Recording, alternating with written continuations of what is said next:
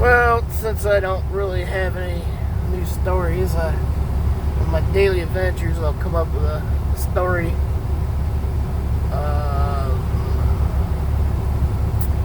about what I experienced around, I guess it was December. As you don't know, or maybe some of you don't know, we have a high turnaround in the industry. It's not really company related, it's just how the industry works. Like right now, I could pick up the phone, I could have a job probably within the end of the week if I wanted to. That's how quick it goes. You have a heartbeat, they'll hire you, basically. It's just if you want the job or not. So the problem is they try to get people to stay. So they'll say, first of all, they'll say anything to get you in the door, and then they'll cater to you for a while, and I guess just make sure you stay, fall in love, and not want to leave. Basically, call it employer dating, employee dating. There you go. That's a good analogy, I guess. So, anyways, well, we were running some hazmat material. And the office wanted this guy to follow me. I didn't know nothing about it. As far as I know, we've been hiring people that's had driving experience. So where we were going was in the middle of nowhere, this disposal site. So we're going out in the middle of the boonies, hills up and down, and he was following me. Now keep in mind, this is how this is going. It's kind of learning is, you're going to learn this story as I learn how it unfolds. So we're driving to this disposal site, and we're going up and down some really big hills, and I notice I'm losing this guy. He's not keeping up with me going up these hills, which I thought was interesting, but I was like, whatever. He was a nice guy. He actually bought me coffee, whatever. Seemed like a nice guy.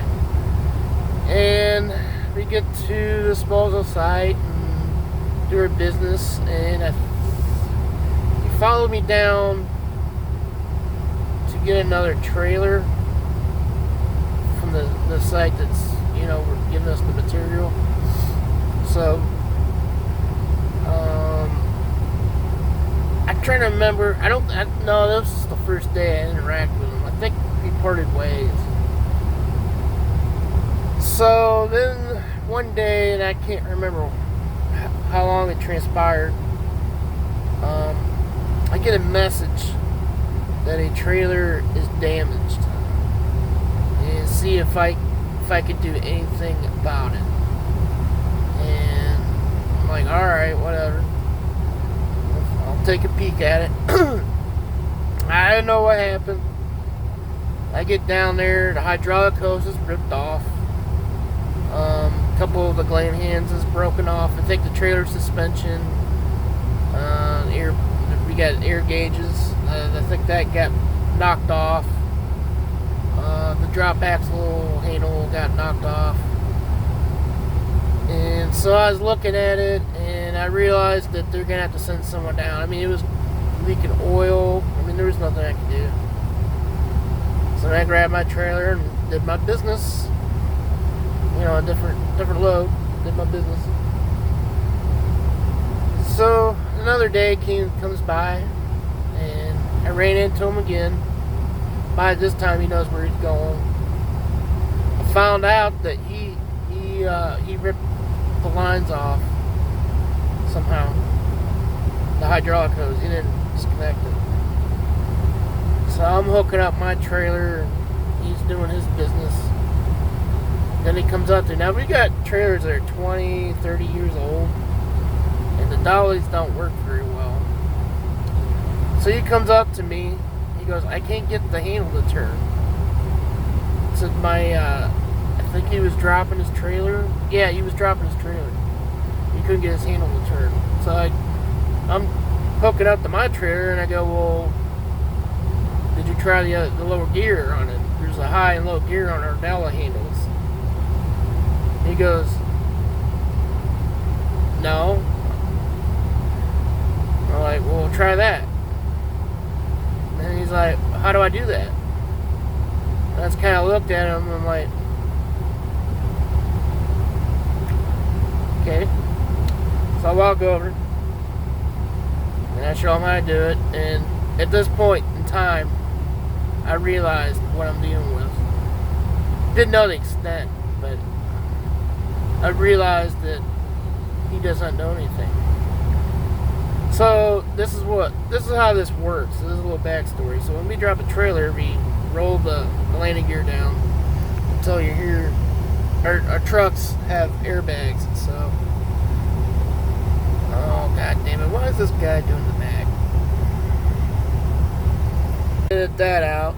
Watch, I won't remember to edit this out. So when you do the airbags, when the weight comes off, they'll start hissing to evacuate the air out of the bags. So this is what I told him. Now, a plant worker was with me, and as I was talking, I'm instructioning him. And I said, all you gotta do is when you lower the landing gear down, keep doing it until you hear the hissing noise from the airbags.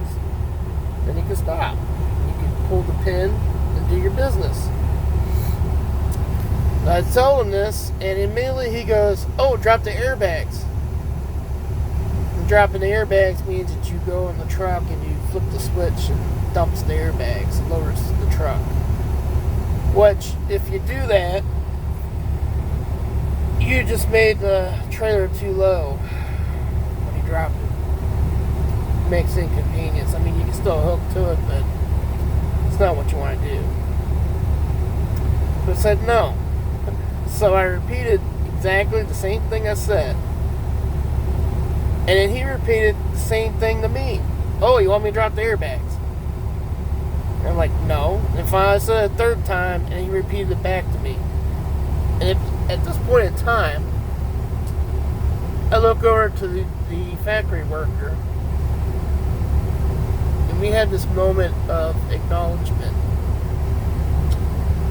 We didn't say nothing, but we both had that look. So he drops the trailer, I go back to my trailer, do my business, he does his business, I leave. And at this point in time, I called the office and I talked to the guy handling the account, and I said something along the lines of, I don't know how this guy got this far in life and cross path and not drop, or God, what did I say? It was like, I don't know how this guy survived until he crossed paths with me and not know how to do this task. I find this very strange. And then he was like, well, would you like to take the task of training him? And I said he needs training. Like, I never called someone and said that he needs to follow someone for a couple weeks, because the signs were there. And I said, yeah, I guess, as long as I get paid for it, but I didn't actually do it. I had to do something else. So,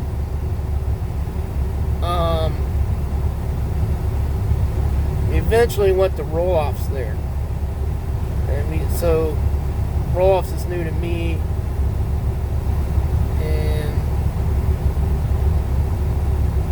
well, actually, no. I think we had our Christmas dinner. Yeah, we had our Christmas dinner. And I was talking to someone,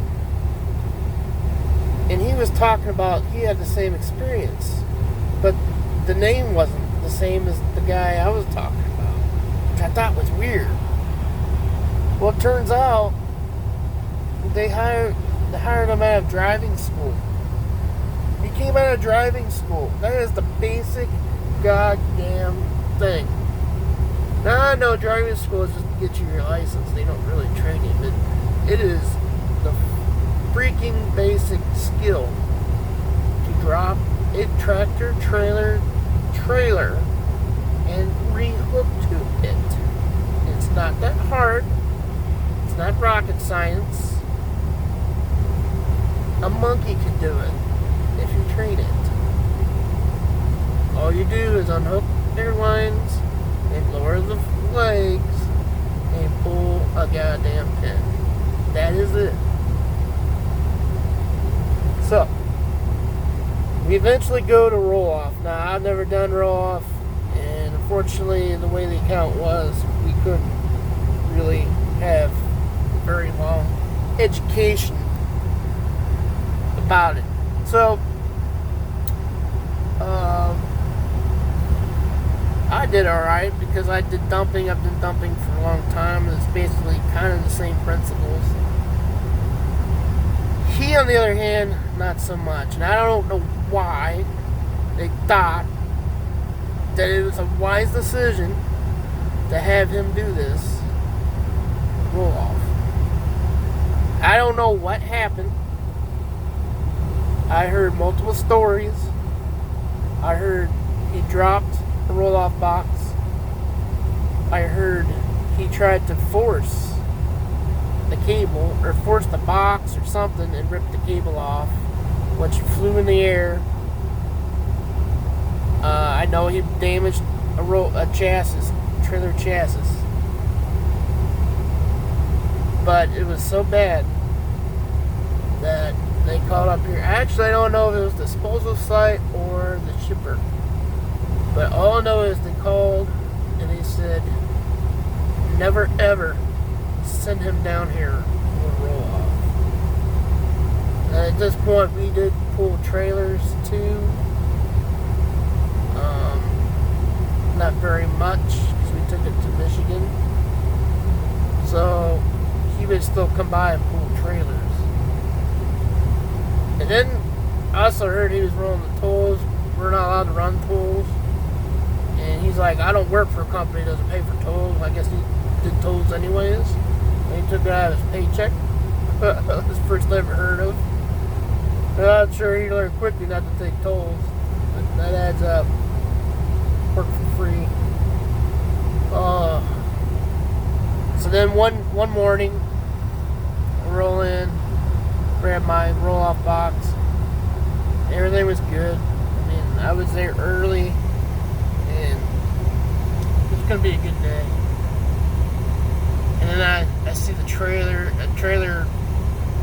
dump trailer there.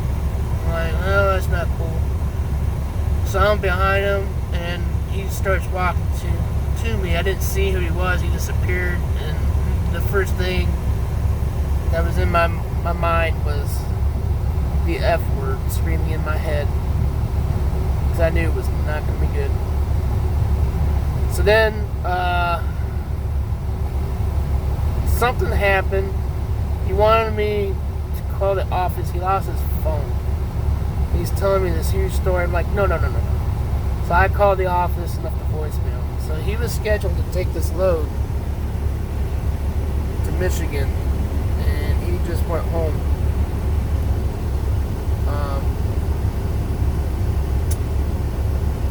He said, I can't work.